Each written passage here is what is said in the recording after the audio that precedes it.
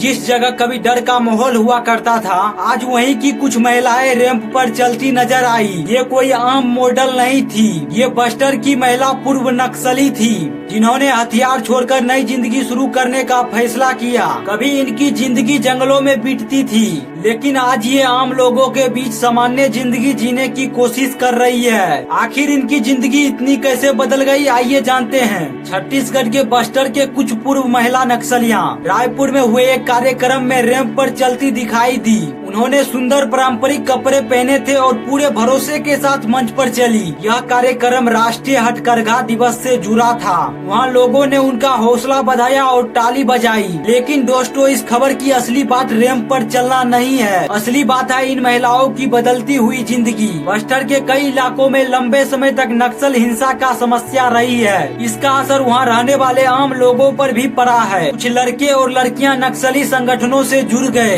लेकिन बाद में कुछ लोगों ने यह रास्ता छोड़ने का फैसला किया। उन्होंने हथियार छोड़ दिए और सरकार के सामने आत्मसमर्पण कर दिया।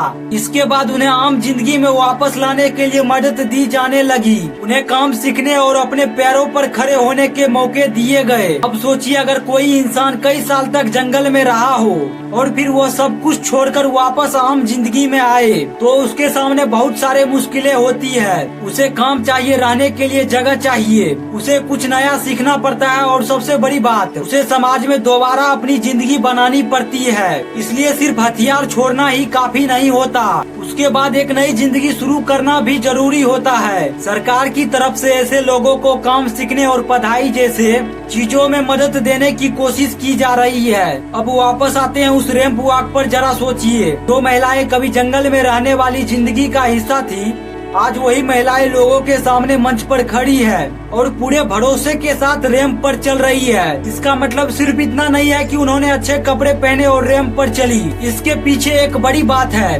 उन्होंने अपनी जिंदगी का रास्ता बदलने का फैसला किया। पुरानी जिंदगी को छोड़कर अब एक नई जिंदगी की तरफ बढ़ रही है। इसी वजह से उनका रैंप पर चलना लोगों का ध्यान खींच रहा है। लेकिन दोस्तों, यहाँ एक बात समझना बहुत जरूरी है। सिर्फ रैंप पर चलने से यह नहीं कहा जा सकता कि उनकी पूरी जिंदगी बदल गई। असली बदलाव तब माना जाएगा जब उन्हें लगातार काम मिले, वो अपने पैरों पर खड़ी हो सके, अपने परिवार के साथ अच्छी जिंदगी जी सके और समाज भी उन्हें आगे बढ़ने का मौका दे। इसलिए रैंप वॉक को हम एक नई शुरुआत की तस्वीर कह सकते हैं। इसे पूरी कहानी का अंत नहीं समझना चाहिए। और दोस्तों, बस्तर में बदलाव की कहानी सिर्फ रैंप वॉक तक नहीं है। दिसंबर 2025 में 700 से ज्यादा ऐसे लोग जिन्होंने नक्सली रास्ता छोड़ दिया था, बस्तर ओलंपिक्स में शामिल हुए थे। यानी हथियार छोड़ने के बाद कुछ लोग खेलों जैसे सामान्य चीजों में भी हिस्सा ले रहे थे।